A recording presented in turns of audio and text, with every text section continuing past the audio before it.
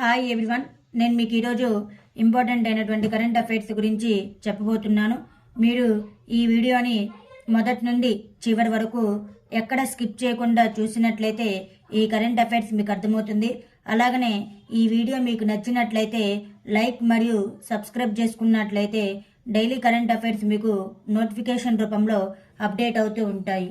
ఇటీవల భౌగోళిక సూచిక అనగా జిఐ ట్యాగ్ని అందుకున్న వాంచో వుడెన్ క్రాఫ్ట్ ఏ రాష్ట్రానికి చెందినది? అరుణాచల్ ప్రదేశ్. ఇటీవలే జిఐ ట్యాగ్ని పొందిన లాంజియా సౌర పెయింటింగ్స్ ఏ రాష్ట్రానికి చెందినది? ఒడిశా రాష్ట్రానికి. ఇటీవల ఏ రాష్ట్రంలో కాలేజ్ ఫక్తాన్ని మిషన్ ప్రారంభించబడింది? మణిపూర్. ఈ గవర్నెన్స్పై 2 రోజుల ప్రాంతీయ సదస్సును ఏ నగరంలో నిర్వహిస్తున్నారు? గౌహతి. చందూబి మహోత్సవ్ ఇటీవల ఏ రాష్ట్రంలో జరుపుకున్నారు? అస్సాం. ఇటీవల వార్తల్లో నిలిచిన స్పంజిక వ్యవసాయం యొక్క ప్రాథమిక ఉద్దేశం ఫార్మాస్యూటికల్ మరియు కాస్మెటిక్ అప్లికేషన్స్. భారతదేశంలో మహిళల కోసం అగ్రనగరాలు 2023 ప్రకారం భారతదేశంలో మహిళలకు ఉత్తమ నగరం ఏది? చెన్నై. భారతదేశం మరియు ఏ దేశం దాని 147 సంవత్సరాల చరిత్రలో అతి తక్కువ టెస్టు ఆడింది? దక్షిణాఫ్రికా.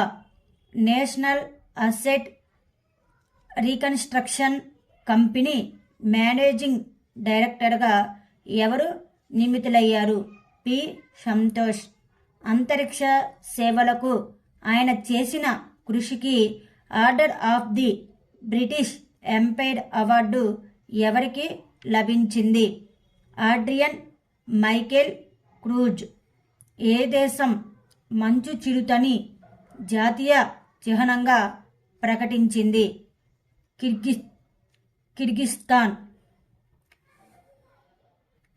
2023లో శ్రామిక మహిళలను కలుపుకొని పోవటం మరియు మద్దతు ఇవ్వడంలో అత్యుత్తమ భారతీయ నగరంగా ఏ నగరం అగ్రస్థానంలో నిలిచింది?